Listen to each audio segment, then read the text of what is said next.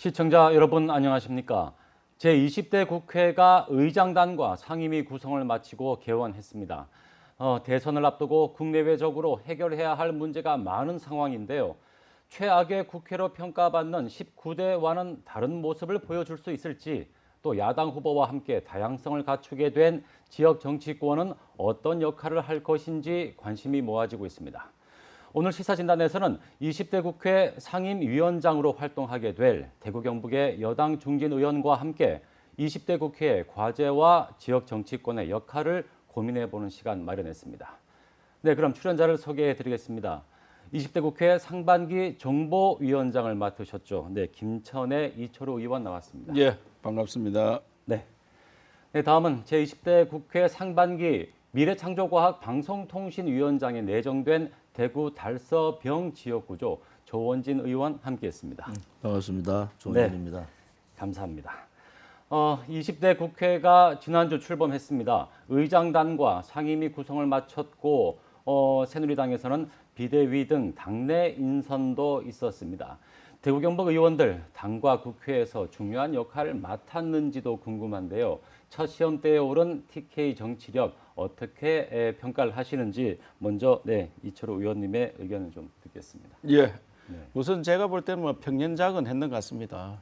우선 우리 당의 중요 직책인 김강림 정책위장을 맡았고 또 제가 정보위원장을 했는데 우리 당에 돌아온 자리가 8개니까 각 시도별로 따져도 우리가 하나이면 2개 차지할 수 있는 그런 형편인데 네. 또 조원진 의원이 또 내정돼가 있고 강석호 의원도 지금 내정돼 있으니까 우리 지역에서 3선을 맡은 사람이 4사람이거든요. 4사람이 다 자리를 하나씩 맡기로 했고 맡고 있고 네. 그러니까 제대로 자리를 차지했다고 생각하고 비대위원 이런 자리도 있는데 거기에 뭐 우리 자동으로 정책위장이 들어가 있고 그래서 앞으로 비대위는 한시적인 조직이기 때문에 그는 큰 역할이 없습니다. 그래서 전당대회를 하면은 우리가 또 어떤 이치에 있을지 그때 우리 함께 노력을 해서 대구 경북 출신들이 결코 당에서 위상이 무너진다든지 손해 보내는 일 없도록 네. 우리가 힘을 합쳐서 잘 해나가도록 그래 하겠습니다. 네, 이철우 의원님 말씀 들었고요. 네, 조원진 의원님께서는 어떻게 좀 평가를 하십니까?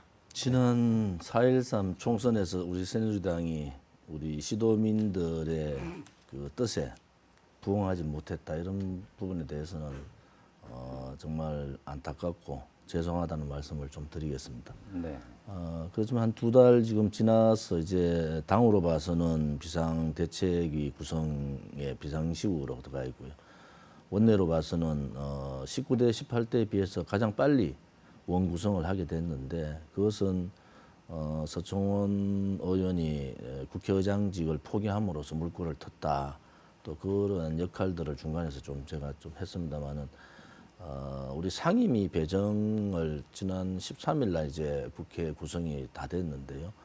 어느 누구보다도 자리를 잡아가고 또 전체 당이나 국회를 주도하는 입장으로 가고 있다.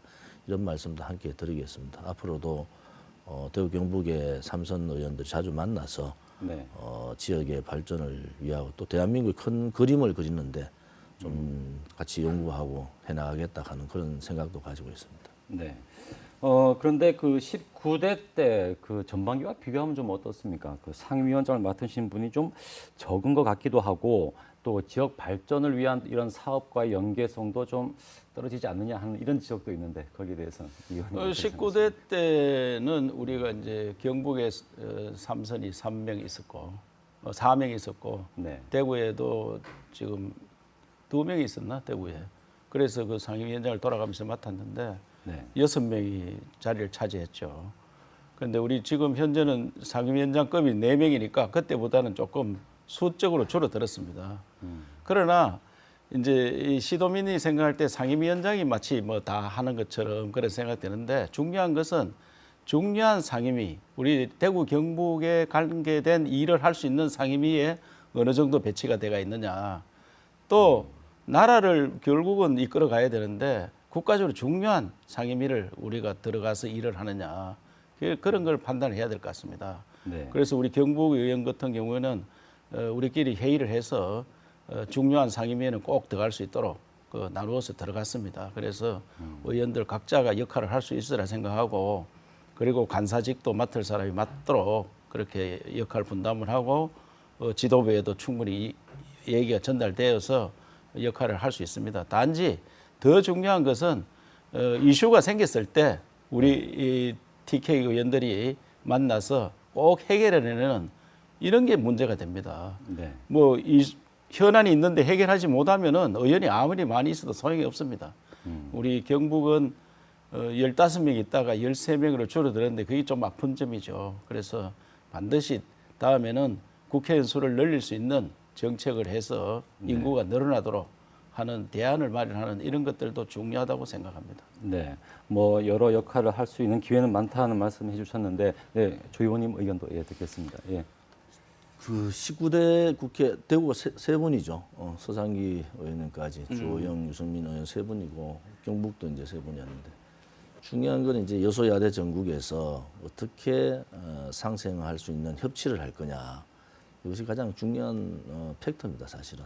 네. 그래서 이 정부 여당, 특히 여당으로 봐서는 집권 여당으로 봐서는 야당한테 양보할 수 있는 부분은 양보하되 네.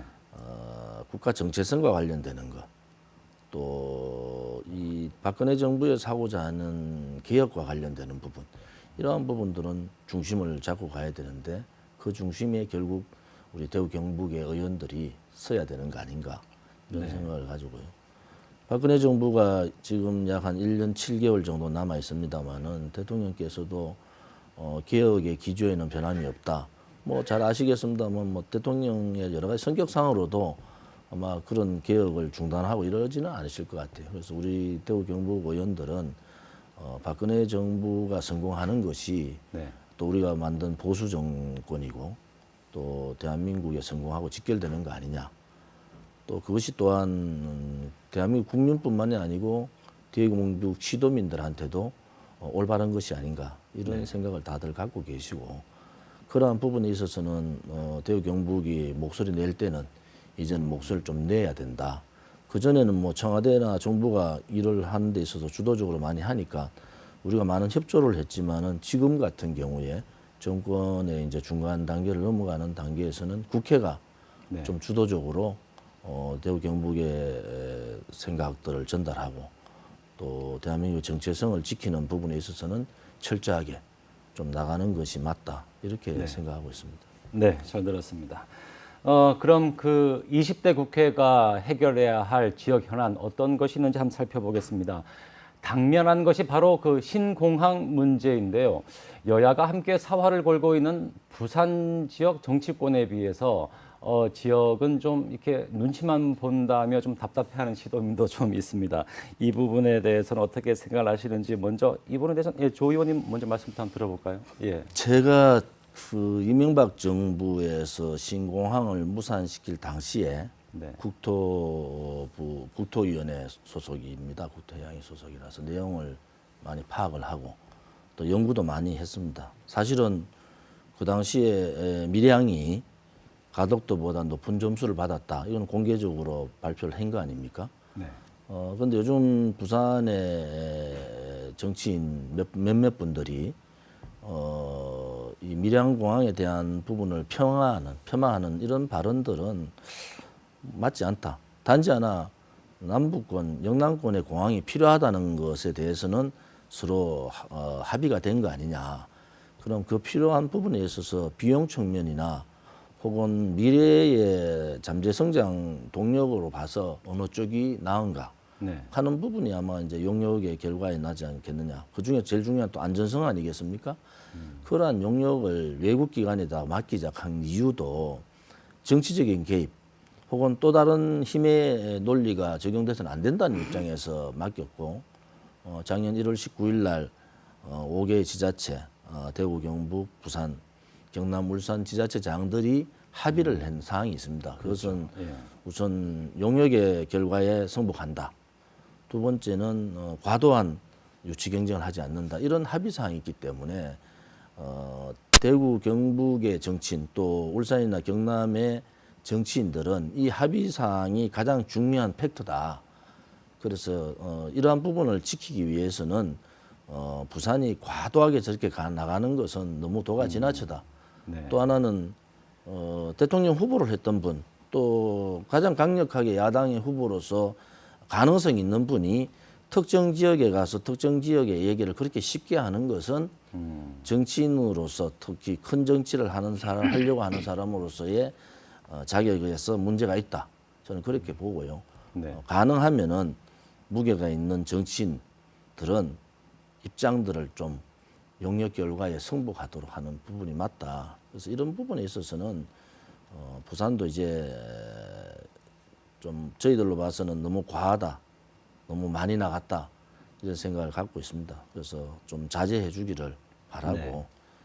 좀 조용하게 용역 결과를 지켜보는 것이 맞겠다 이런 생각이고 또 대구 경북으로 봤어도 정치인들로 봤어도 왜 가만히 있느냐는 얘기를 많이 하시지 않습니까? 그래서 조만간에 4개 지자체의 뭐 의원들 좀 모여서 협의를 좀 해볼 그런 계획도 있습니다. 네.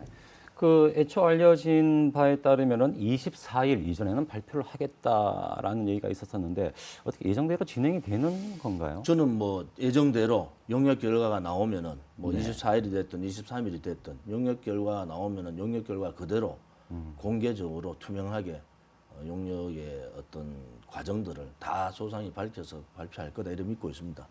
근데 그게 결과가 밀양이 됐든 가덕도가 됐든 저희들도 사실은 지역 정치인으로서 네. 밀양이 되지 않고 가덕도 가면 저희들도 굉장히 어렵지 않습니까? 정치적 후폭풍이 굉장히 많은 겁니다, 사실은. 네. 그런데도 자제하고 있다는 것은 그러한 약속들이 어겨지게 되면은 네. 이명박 정부 때 있었던 무산의 얘기까지 나오기 시작하면 이거는 걷잡을 수 없다.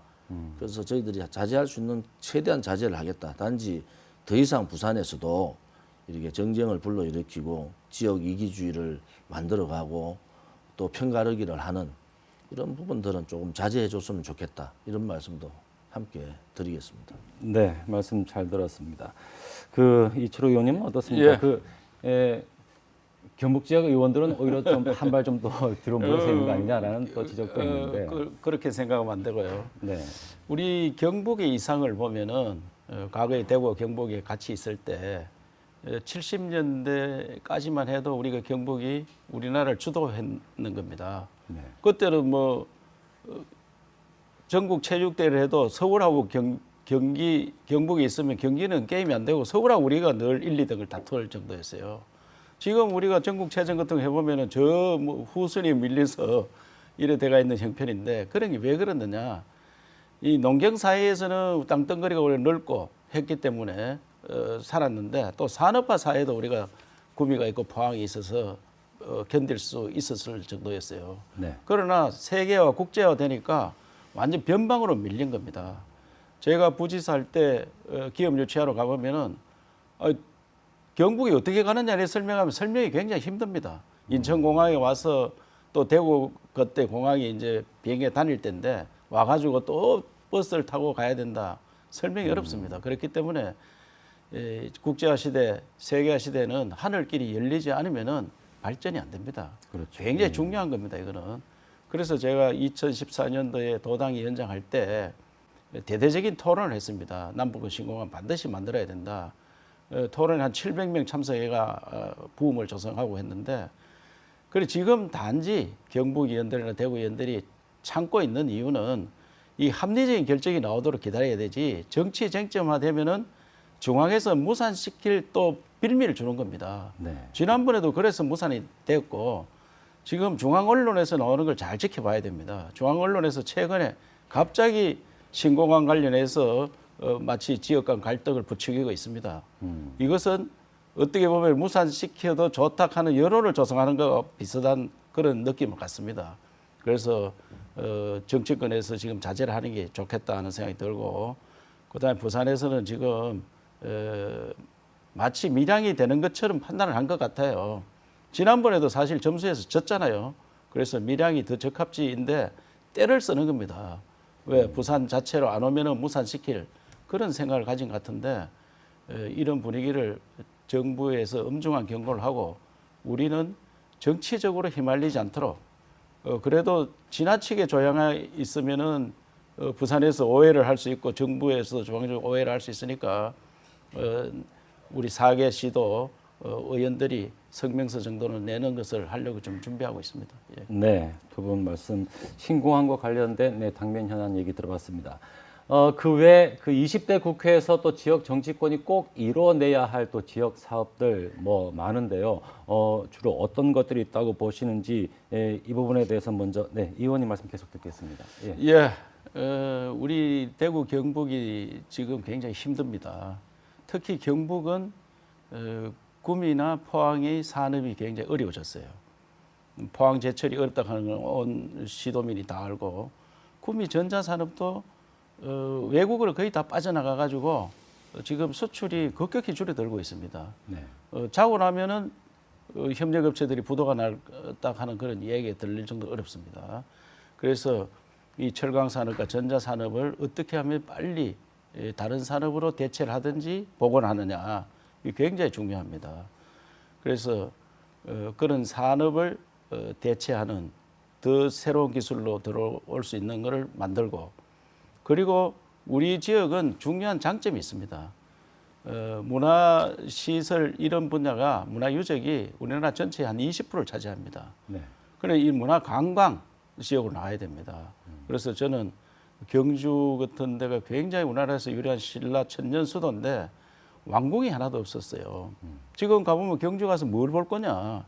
그래서 왕궁 복원 이런 사업들을 빨리 해야 됩니다.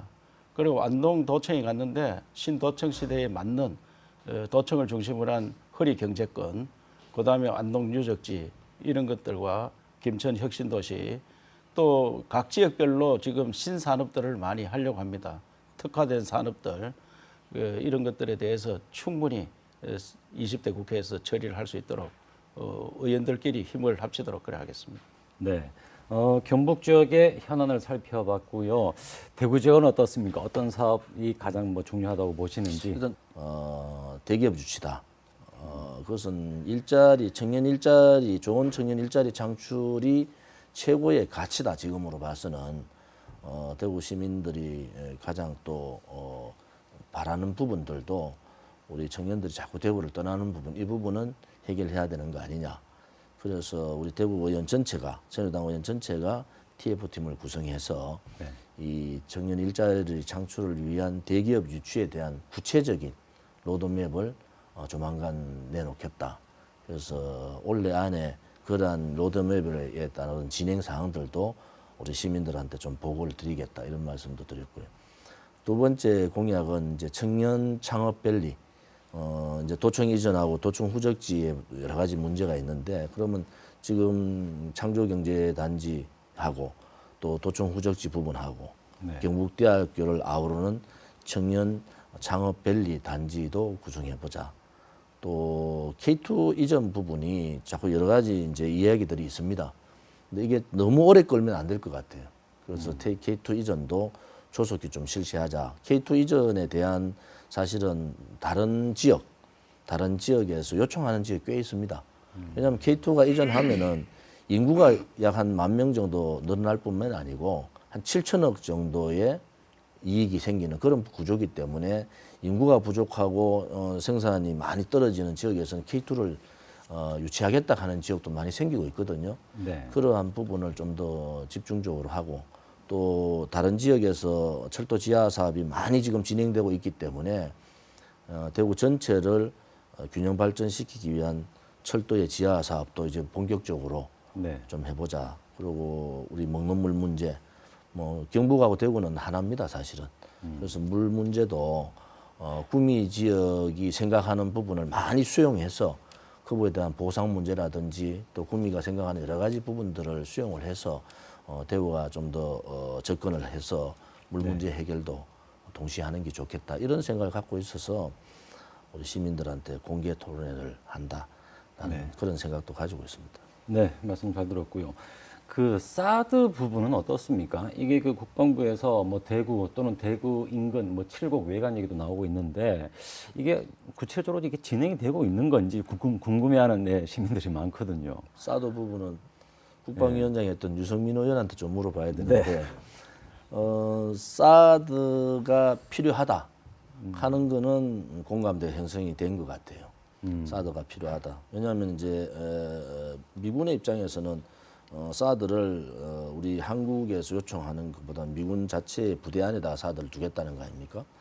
그런데 이제 우리가 사드 외에도 북의 미사일 공격에 대비한 여러 가지 장비들을 지금 개발을 많이 하고 있거든요. 네. 그 개발 속도가 어떻게 가느냐에 따라서 이제 이게 빨라질 건지 늦어질 건지가 있는데 기본적인 사드는 방어용입니다.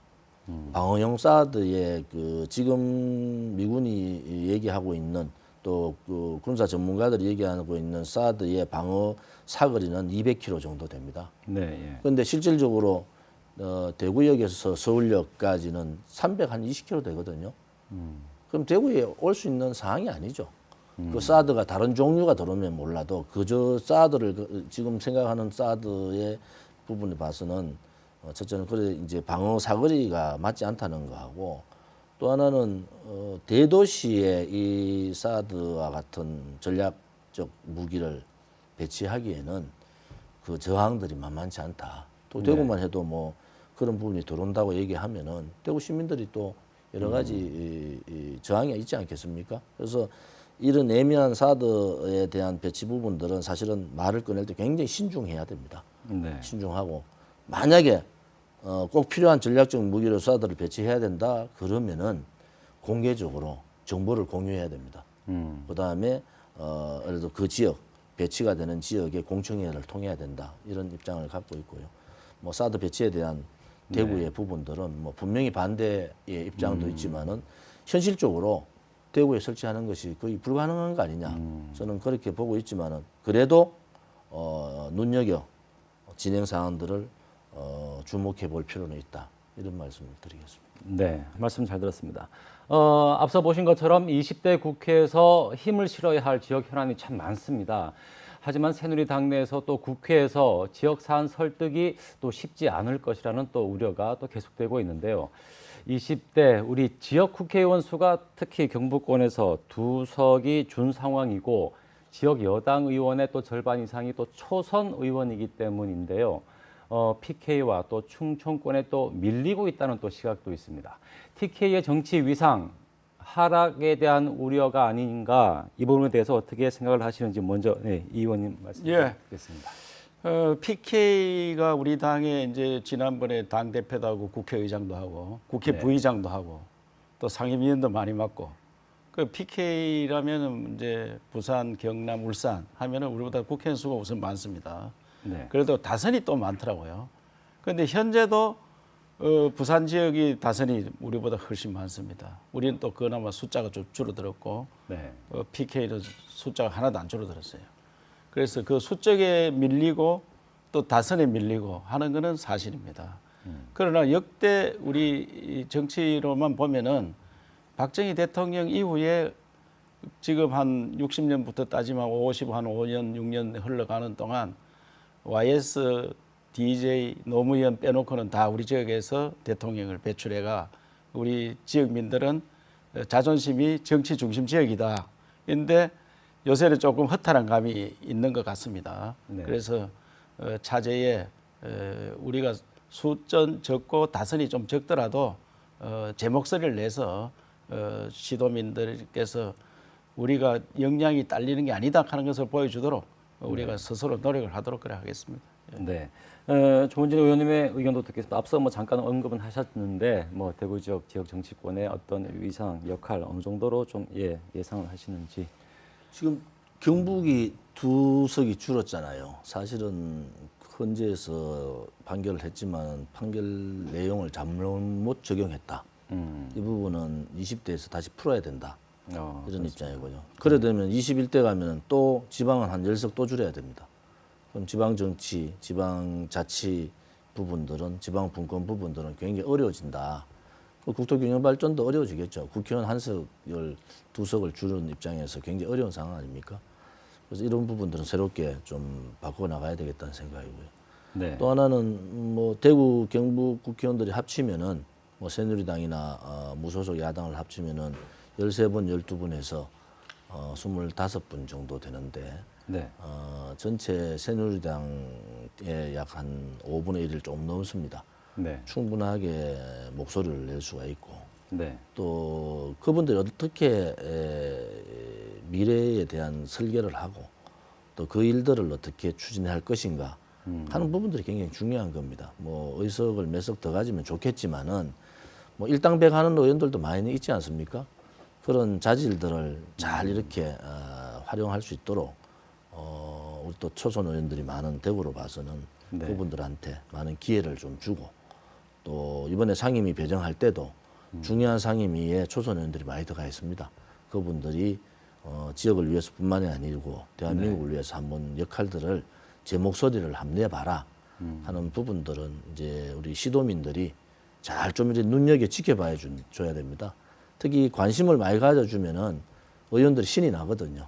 아, 이렇게 하면 관심도 가지고 당신이 뭘 했더라 이런 관심을 가져주면 굉장히 신이 나기 때문에 그런 관심을 가져주시고 네. 또 잘못한 데 대해서는 뭐 채찍을 하시지만은 잘한 일이 있으면은 그때는 격려도 함께 해주시면은 충분히 네. 우리 대구 경북의 의원들이 제 역할들을 20대에서는 할 수 있을 거다.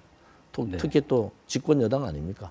집권 여당으로서의 충분한 역할들은 할 수 있다. 저는 그렇게 보고 있습니다. 예, 말씀 잘 들었습니다. 지난 총선을 되짚어 보면 그 지역 민심도 변하고 있는 것 아닌가. 전국적으로도 보면 또 여당이 좀 참패를 했고 지역에서도 그 여당 독주가 깨졌습니다. 여당 중진 의원인 두 분께서는 이 상황을 어떻게 받아들이시는지 먼저 이 의원님 말씀 듣겠습니다. 예, 우리 대구 경북 지역 민심이 좀 변한 건 사실입니다. 우리 박근혜 대통령 만들 때는 80% 투표에 80% 지지가 나오고 그전 뭐 19대 총선 때도 정당 지지가 우리 한 80% 정도 나왔었습니다. 네. 그런데 이번에 정당 지지가 경북만 해도 한 56, 7% 이렇게 나왔더라고요. 그래서 한 20% 정도가 다운이 됐는데 그것은 우리가 공천을 잘못한 그런 문제도 있었지만 근본적으로는 살기가 어려워져서 그런 거 아닌가 저는 그런 생각합니다. 우리 국민들이 경제적으로 느끼는 게 굉장히 살기가 힘든다 이렇게 생각하거든요.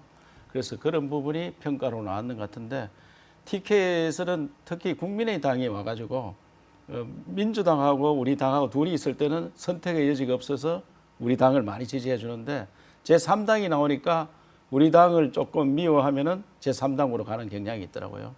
네. 그래서 국민의당이 이번에 표를 많이 가지고 갔는데 그것을 우리가 만회하기 위해서는 좀 더 잘 살 수 있도록 만드는 방법이 제일 좋은 거고 또 두 번째는 우리가 단합을 해야 됩니다. 우리 개파 뭐 이런 게 비치니까 우리 지역민들은 박근혜 대통령 지지는 여전한 것 같습니다. 저보고도 지금도 박근혜 대통령을 잘 도와라 이렇게 말씀을 하는데 그 지지는 영원한데 우리끼리 싸우는 것에 대해서는 아주 싫어하더라고요. 그래서 네. 개파 청산 이런 것들을 확실히 해야지 그 만회가 될 것으로 생각하고 시도민이 사랑이 돌아올 것으로 그렇게 생각합니다. 네. 대구 지역에서도 뭐 지난 총선 때 또 많은 좀 그 변화가 좀 있었습니다. 지난 선거와 비교를 해보면 이 부분에 대해서는 조 의원님께서는 어떻게 받아들이십니까? 뭐 새누리당이 잘못한 겁니다. 어쨌든 뭐 저를 비롯해서 새누리당이 우리 대구 시민들한테 잘못했다 이런 부분은 뭐 명확하고요. 그러면 이제 그 잘못된 부분을 뭐 계속 그냥 뭐 속죄만 하고 있느냐? 또 그것도 아니지 않습니까? 정치는 계속 흘러가는 건데 단지 하나 이제 새누리당이 과연 어떤 정당인가? 그것은 보수 정당이고 또 대구 경북의 중심 정당입니다. 그래서 새누리당 이꼬로 대구 경북의 중심 정당이며 보수 정당이다. 그러면 새누리당은 보수의 가치를 지키는 정당이다. 우리 새누리당의 당헌에 보면은 그렇게 나와 있습니다. 자유민주주의 경제와 시장 경제의 논리에 입각한 이러한 명확한 당헌 규정이 있습니다. 그럼 과연 새누리당에 속해 있는 당원들이 혹은 의원들이 네. 그러한 새누리당의 보수적 가치, 자유민주주의라는 정체성 이러한 가치에 올바르게 했느냐? 그렇지 않으면은 그런 가치보다는 오히려 보수와 동떨어진 얘기들을 많이 하고 그런 방향으로 갔느냐라는 부분, 이 세력의 확장에 대한 부분들, 중도의 확장에 대한 부분은 필요하지만은 네. 기본적인 새누리당이 가지고 있는 정체성, 이 정체성은 벗어나는 것이 맞지 않다 저는 그렇게 보고요. 네. 아무튼 힘들어진 과정이지만은 이번 남북권 신공항 문제를 보더라도 지역의 의견을 대변할 수 있는 것은 새누리당입니다. 뭐 여러분들 아시다시피 뭐 많이 화나는 부분이 있지 않습니까? 뭐 새누리당 외의 야당들이 뭐 전혀 다른 얘기들을 지금 하고 있지 않습니까? 그런데 실질적으로 대구 경북의 야당의 입장이 명확하게 나타나지 않고 있다. 결국은 우리 시도민들의 이익 또 시도민들이 생각하는 뜻을 받드는 정당은 새누리당이다.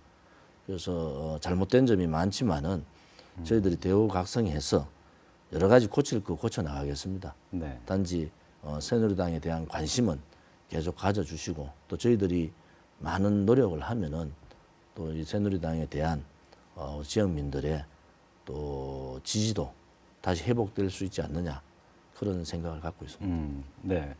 그래서 당 내부적으로 비대위 체제로도 들어가면서 뭐 혁신을 하겠다고 선언을 하기도 했는데 구체적인 뭐 혁신 방안 뭐 어떤 내용이 있는지도 궁금하거든요. 제가 총선 끝나고 의원총회 첫날 제일 첫 발언을 했습니다. 우리 당이 대표와 최고위원 제도를 가지고 있으니까 최고위 회의를 하는 게 봉숭아 학당처럼 비쳤다.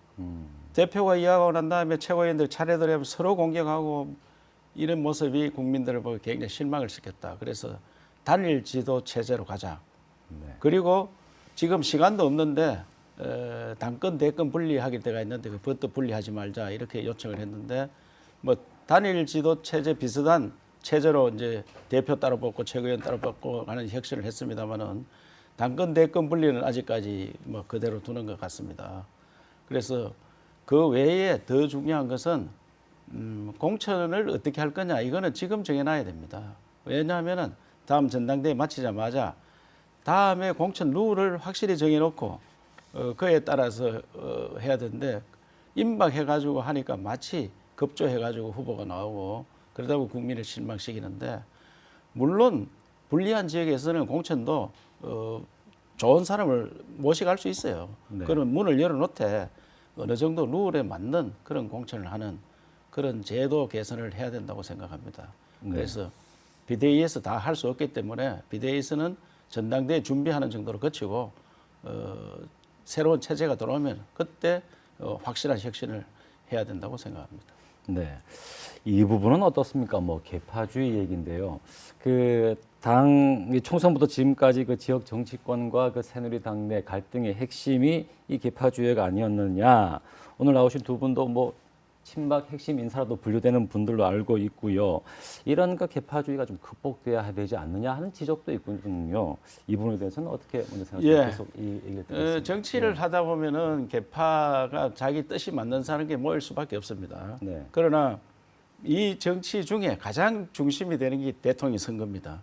그러면 현재는 이제 지난번 대통령 선거 때 친이 친박이 갈려져서 지금까지는 친이는 거의 이제 없어지고 친박을 중심으로 해서 더 친한 친박과 덜 친한 친박이 갈려져가 비박이라 이렇게 하는데 네. 우리 당의 비박은 있을 수 없는 것 같고 그러나 다음 대통령 선거를 하면은 또다시 어느 사람이 대통령이 되는 게 좋겠다 하다 보면 또 계파가 생기기 마련입니다. 그래 계파를 인위적으로 없앨 수는 없는 거고 그 계파를 서로 간에 화합할 수 있는 정도의 분란이 일어나야 되지 당내에서 원수가 될 정도로 일어나서는 안 되겠다. 그래서 서로 자제를 할 수 있는 그런 분위기를 만들어야 됩니다. 그래서 저는 이제 3선이 되었으니까 언제든지 그 중심에 서서 서로 화합할 정도의 계파는 대통령 선거를 하는데 누구를 지지하는 사람이 다 다를 거 아닙니까? 그를 중심에 서서 역할을 해야 된다고 생각을 합니다. 네. 조 의원님의 의견도 좀 궁금한데요. 좀 어떻게 생각하십니까? 예. 제가 대학 때 정치학을 전공했는데요. 네. 그 정치가 뭐냐? 그 관계의 미학이라 그러거든요. 관계의 미학. 이제 관계를 어떻게 가져가느냐. 결국 사람이 사는 집단에서는 서로 호불호가 있는 겁니다. 호불호가 있는데 이 호불호를 어떻게 표현하느냐. 또 그 호불호를 공동선을 위해서 하느냐. 공을 위해서 하느냐. 그렇지 않으면 살을 위해서 하느냐. 요 차이입니다. 그래서 계파주의를 청산해야 되는 게 당위성이 있죠. 단지 그게 인위적으로 가능한가. 그렇지는 않고 리더가 되는 사람이 앞으로 이제 우리 새누리당의 지금 가장 어려운 점이 대통령 후보군이 이렇게 나와 있지 않다. 단지 하나 야당은 지금 이렇게 뭔가 후보군이 있지 않습니까? 그런데 오히려 역으로 생각하면은 우리 새누리당이 후보군이 없고 좀 더 치열한 경쟁을 통해서 1년 6개월 동안 갈 거다. 네. 그러면 국민의 관심은 굉장히 정해진 후보보다는 이 새로운 후보들의 진출에 대해서 관심이 많을 겁니다. 그러한 부분을 통해서 하면은 다음에 리더는 네. 이 통합할 수 있는 그러한 리더의 생각이 굉장히 중요하다. 그러면은 국민들이 또 우리 시도민들이 걱정하는 그런 네. 계파주의 부분들도 점점 많이 상쇄가 될 거다. 그렇지만 정당에서는 항상 이게 계파가 있는 겁니다. 그런 부분은 좀 더 공동선을 위한 당을 위한 혹은 국민을 위한 쪽으로 바뀌면은 뭐 그런 계파들의 경쟁이 좀 더 활성화되고 그 경쟁이 좀 정상적인 경쟁, 건전한 경쟁으로 가면은 뭐 나쁘지 않을 거 아니냐. 그래서 지금 비대위에서 여러 가지 이제 얘기를 하고 있습니다. 잘 될 걸로 보고요. 단지 하나 이제 8월 9일 날 전당대회가 잡혔기 때문에 이 8월 9일 날 전당대회에 우리가 어떻게 이제 잘 화합의 장을 만들어 갈 거냐. 저는 뭐 그래 되리라고 믿고 있습니다. 네. 경쟁은 하겠지만은 이제 국민의 무서운 거를 받지 않습니까? 저도 뭐 저 스스로도 느꼈고.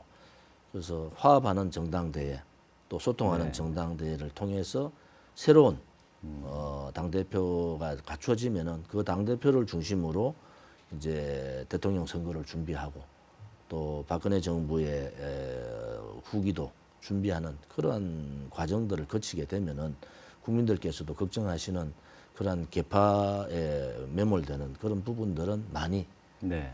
없어질 거다 그렇게 보고 있습니다. 네, 말씀 잘 들었고요. 앞서 잠깐 말씀해 주셨지만 새누리당 전당대회가 8월 9일로 확정이 된 것으로 알고 있습니다. 그 최경환 그 의원의 당권 도전 이야기도 나오고 있는데 당권 장악을 위해서 어떻게 시동을 걸었다고 봐야 되는 건가요? 어떻습니까? 뭐 저는 최경환 전 원내대표한테 얘기했죠. 나가야 된다고. 왜냐하면 뭐 자고 오면 할 거 뭐 있냐. 본인이 욕을 먹더라도 또 박근혜 정부에서 부총리까지 하신 분이 또 당정 여러 가지 면을 보더라도 당대표 역할을 해야 되고 또 대구 경북으로 봐서도 뭐 지금 현재로서 대통령 후보가 없는 상태지만은 또 당대표 당권 부분은 대구 경북에서 하는 것이 맞지 않느냐. 네. 그래서 저는 뭐 개인적으로 만나서 여러 가지 고민을 많이 하시더라고요. 고민을 하시더라도 뭐 선당 후사 혹은 또 국민을 먼저 생각한다 그러면은 본인이 욕을 먹더라도 출마를 하는 것이 맞지 않느냐 이런 말씀을 드렸고요. 또 이번에는 또 당 대표하고 이제 최고위원하고 분리 선거를 한다니까 네. 그러한 부분에 있어서도 우리가 좀 더 연구를 해서 많은 분들이 당의 지도부로 좀 들어가야 된다. 왜냐하면은 이 시기가 다음 대통령 선거, 지방 선거까지 모든 걸 치러야 되는 네. 그런 또 여소야대 전국에서 이 어려운 상황들을 풀어야 되는 그러한 상황적인 부분이 있기 때문에 이번에 당대표 권한을 굉장히 대폭 강화했다시피 이 리더십이 있는 강력한 대표가 필요하다. 리더십이라는 것은 본인을 지지하는 사람이 많아야 되지 않습니까? 네. 그래서 그러한 리더십과 또 소통 능력도 있는 그런 분들이 당대표로 진입을 해야 된다. 저는 그런 입장이고 최경환 대표한테도 그런 입장을 전달했습니다. 네, 말씀 잘 들었고요. 이철호 의원님 의견은 좀 어떻습니까? 예. 뭐 최경환 전 원내대표와 얼마 전에 뭐 자리도 하고 했는데 본인이 굉장히 고심을 하고 있더라고요. 그래서 그걸 좀 추이를 지켜보겠다는 그런 생각을 가진 것 같은데 네. 이게 이제 박근혜 대통령 성공을 위해서는 TK에서 책임지고 일을 해야 되는데 이제 당 대표 나가서 실패를 했다면 어떻게 되겠느냐 그걸 잘 검토를 해야 될 것 같아요. 네. 전국적인 추이를 좀 보고 우리가 대의원 숫자는 굉장히 많습니다만은 다른 강력한 또 어떤 후보가 있는지 해가 나가면은 당권이 잡도록 돼야 되는데 나가서 실패했다면 이것이 더 TK에 대한 어떻게 보면 우리 전체가 책임을 져야 되는 그런 문제가 있기 때문에 네. 신중한 검토를 거쳐서 TK가 무조건 이 당의 주인입니다. 심장이기 때문에 우리가 어떤 식으로도 책임을 져야 되는데 그걸 잘 검토하도록 그래 하겠습니다. 네. 다음은 그 국정 하반기를 한번 전망을 해볼까요? 그 여소야대 정국으로 박근혜 정부 하반기 임기가 시작이 됐는데 새누리당 내에서도 과거처럼 그 청와대 5도에 따른 당 운영은 하지 않을 것이라는 또 목소리가 또 큽니다. 실제 당청 관계에 좀 변화가 있을 것으로 예상을 하시는지 얘기를 한번 들어보겠습니다. 예. 어떻습니까? 당청이 이제 과거에 뭐 오다에 의해서 했다 이런 이야기가 많은데 우리가 대통령을 만들고 대통령이 성공하도록 당하고 청하고 협력을 하는 거지 네. 일방적으로 딸려간다 하는 건 있을 수 없습니다. 국회의원 개개인이 다 헌법기관인데 네. 그러나 대통령이 잘 돼야 우리 당이 성공을 합니다. 그런 뜻으로 협력을 했는데 지금 여소야대가 됐다 해서 당청이 무슨 이해가 달라지는 건 아니고요. 네. 또 국민께서 굉장히 걱정을 하고 시도민들 걱정이 더 큰 것은 우리가 숫자가 적어져서 어떻게 했느냐 하는데 과거에도 19대 국회 때 숫자가 아무리 많아도 별 힘을 못 썼습니다.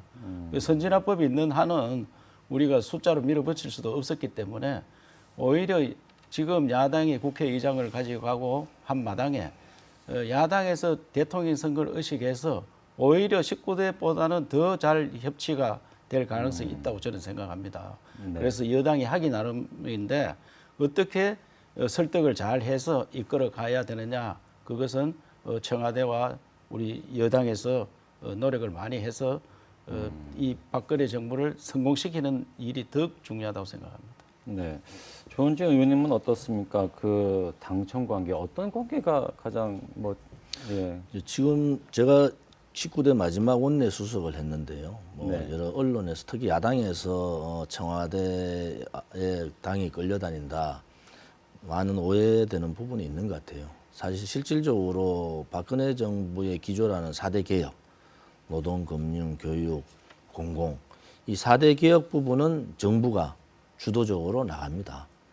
그리고 이 나머지 부분들은 당이 주도적으로 하는 겁니다. 왜냐하면 정부가 할 수 있는 한계가 있기 때문에 그래서 당과 정부, 청와대를 포함해서 당청 관계라는 것보다는 당정 관계인데 이 당정 관계에 있어서의 주도권을 누가 가져간다 이거는 사안 사안마다 다 다르는 겁니다. 네. 그리고 우리가 책임 정치라는 것은 우리 당에서 대통령 후보로 내세워서 대통령이 됐지 않습니까? 그럼 책임 정치를 하기 위해서는 집권 여당이 정부하고 청와대하고 협력을 해서 올바른 쪽으로 가는 건 맞다. 그런데 외부에서 볼 때는 국회라는 집단은 상당히 논의를 거쳐서 올라가는 겁니다. 그런데 정부는 미리 이런 뭐 4대 개혁이든 무슨 개혁 부분에든 미리 발표를 하지 않습니까? 그러니까 정부의 발표에 당이 따라간다 이런 생각을 갖고 계시는 것 같은데 그렇지는 않습니다. 그렇지 않고 19대 국회뿐만이 아니고 20대 국회는 박근혜 대통령께서 이번에 20대 국회 개회할 때 말씀을 하셨는 게 3당 대표의 회담을 정리하겠다. 네. 또 여소야대의 국회를 존중하겠다. 굉장히 중요한 두 가지 말씀을 하신 거 아닙니까? 그래서 정부도 이 협치할 수 있는 그런 마음가짐을 좀 더 가지고 나갔으면 좋겠다. 네. 그리고 우리 새누리당도 집권 여당으로서의 그러한 책임 정치를 완수를 해야 된다. 그것은 박근혜 정부가 성공한다는 것이 또 우리 새누리당이 자기 정권 재창출에도 굉장히 유리한 고지로 가는 겁니다. 그래서 이런 네. 부분을 좀 잘 어울려서 할 수 있도록 하는 것이 맞다. 그렇게 보고 있습니다. 그럼 뭐 레임덕에 대한 우려는 없겠습니까? 또 지역 사업에 대한 또 영향도 있지 않을까 하는 좀 우려가 있는데. 지금 저희들이 보면은 이제 이명박 정부, 노무현 정부, 김대중 정부, 뭐 김영삼 정부, 김대중 정부 쭉 이래 봤지 않습니까? 말년에 레임덕이 왔죠. 뭐 때문에 왔습니까? 부정부패 때문에 온 겁니다. 부정부패 때문에. 주변의 부정부패 때문에 대통령의 권위가 무너져 버린 거예요. 네. 그런데 저는 박근혜 정부, 특히 박근혜 대통령은 그 부분에 있어서는 굉장히 단호하고 또 그런 부분은 없을 거다. 이런 생각을 가지고 있고 또 그런 면에 있어서는 대통령께서 얘기하셨다시피 개혁 기조를 중단 없이 끝까지 가져가겠다고 말씀하신 것과 같이 그러한 과정들은 네. 레임덕 없이 아마 끝까지 유지해가는 그런 대통령이 될 거다. 또 대통령이 4년차 이제 들어가는 상황에서 37%의 지지율을 받은 대통령이 없습니다 지금까지. 네. 근데 어쨌든 국민의 기대가 아직까지 크기 때문에 이 레임덕이라는 부분들은 굉장히 다른 정부에 비해서는 적고 네. 짧을 거다. 이런 생각을 갖고 있죠. 그렇습니까? 예, 말씀 잘 들었고요. 이철호 의원님은 어떻게 생각하세요? 예. 대통령 성격상 레임덕을 인정을 안 하겠죠. 우리 대통령은 뭐 항상 올바른 일을 밀어붙이는 그런 성격이기 때문에 그리고 30% 콘크리트 지지율이 있습니다. 그래서 레임덕 없다고 생각하고 조원진 의원 말씀대로 과거에 레임덕이 비리로 인해서 다 있었어요. 노태우 정부는 수서 비리가 있었고 김영삼 정부는 아들들이 구속됐고 김대중 대통령도 아들이 구속되는 그런 사건들이 있었고 네. 노무현 대통령도 형님 뭐 가족들 그런 사건들이 많았잖아요. MB 때도 뭐 여러 가지 사건들이 저축은행 사건에 이런 사건들이 있었기 때문에 급격히 추락을 했는데 우리 현 박근혜 대통령께서는 그런 연루된 사실이 없고 지금 뭐 친인척도 또 출입도 못하고 하는 그런 마당이니까 개인으로 인한 레임덕은 없으리라 생각하는데 다만 여소야대가 되었기 때문에 이것을 어떻게 극복하느냐 여기서 레임덕이 걸리지 않겠느냐 하는 생각이 많이 들어요. 네. 그래서 지금 청와대에 있는 비서실장을 중심으로 한 수석도 열심히 다니고 있습니다. 그래서 우리 당에서도 대통령이 성공하도록 만들기 위해서는 우리가 좀 더 겸손하게 야당에 접근을 해야 된다고 생각합니다. 네. 앞서 잠깐 언급을 했었지만 그 여소야대 상황 그리고 또 지역에서도 야당 의원이 배출이 되고 또 무소속 의원도 있습니다. 색깔이 그만큼 좀 다양해졌다는 거고 그런 만큼 또 협치 부분도 중요할 것 같은데 지역에서의 어떤 그 야권 또 무소속과의 또 협치 어떻게 해나가실 계획인지 이 부분 계속해서 이 의원님부터 말씀 듣겠습니다. 우리 야권이 지금 현재 뭐 무소속된 사람이 다 들어가면은 야당에로도 무소속된 사람 한 사람과 야당 국회의원 한 사람 두 사람 빼고는 다 우리 당인데 지역 문제에서는 여야가 없습니다. 김부겸 의원도 항상 그 이야기하듯이 지역 문제는 여야가 없다 이런데 오늘 과제가 우리 TK 어떻게 할 거냐 이러니까 여야를 넘어서서 지역 문제를 해결하는 그런 우리 협력하는 그런 체제를 만들어야 된다는 생각하고 저도 홍일학 의원과 같이 지방살리기 포럼을 같이 하자. 그러니까 적극적으로 하자 이랬는데 그런 만큼 우리가 지역 문제에 관한 한 적극적으로 신공항 문제라든지 이런 문제를 적극적으로 힘을 합쳐서 해결하고 또 정치권에 나가서는 대통령 문제가 걸렸다든지 이러면 또 야당은 야당대로 길을 가는 거고 우리는 우리 지역민들한테 우리 당의 지지를 요청하는 그런 역할을 해야 된다고 생각합니다. 네, 조 의원님 어떻습니까? 야권과의 어떤 관계 어떻게 좀 해나가실 계획인지. 지금 여소야대 전국에서 정부 여당 특히 집권 여당의 양보가 우선 돼야 된다. 뭐 조금 전에 제가 말씀드렸다시피 원칙 있는 양보, 원칙을 후퇴하는 양보가 원칙은 지키되 웬만한 부분들은 양보하면서 협치할 수 있는 게 있으면 좋겠다 이런 말씀을 드리고요. 네. 또 하나는 이번에 국회의원 수가 지방 국회의원 수가 줄어들어서 이제 거의 과반입니다. 수도권하고 지방이. 그래서 지방 정치, 지방 재정, 지방 분권 이 부분을 할 수 있는 어떻게 보면 마지막 국회가 아닌가. 그래서 이번 20대 국회는 지역에서의 여야 협치, 뭐 소통도 중요하지만은 한강 이남에 있는 전체적인 이 지방의 의원들이 좀 더 머리를 맞대야 된다. 그래서 이번 20대 국회에서 어쨌든 지방 균형 발전을 위한 그런 지방 자치를 위한 틀을 만들어야 된다.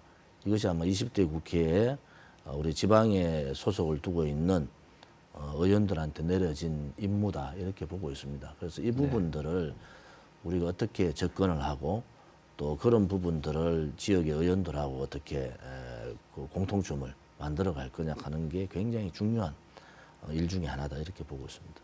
네. 그 최근에 또 가장 또 주목받는 인물이 바로 또 반기문 유엔 사무총장이 아닐까 싶습니다. 그 어떻습니까?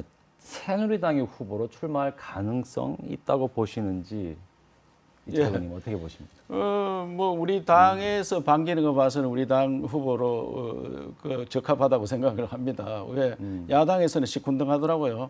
출발은 노무현 정부 때 출발했잖아요. 외교부 장관도 하고 그다음에 유엔 사무총장도 그 정부에서 갔는데 그래서 지금 민주당 정부에서는 민주당 의원들은 우리 출신이다 자꾸 이렇게 강조를 하는데 그분 성향으로 봐서는 우리 당하고 맞는 것 같습니다. 그래서 우리 당의 좋은 후보로 생각하고 그리고 우리 당의 또 새로운 제목들이 지금은 뭐 선거에 실패해서 숨어 있지만은 그 외에 많은 후보들이 나올 겁니다. 나오면은 함께 경쟁을 거쳐서 후보가 되면은 그때는 뭐 대선 본선에도 상당한 경쟁력이 있다 생각하는데 그냥 영입하는 케이스는 저는 뭐 안 된다고 생각합니다.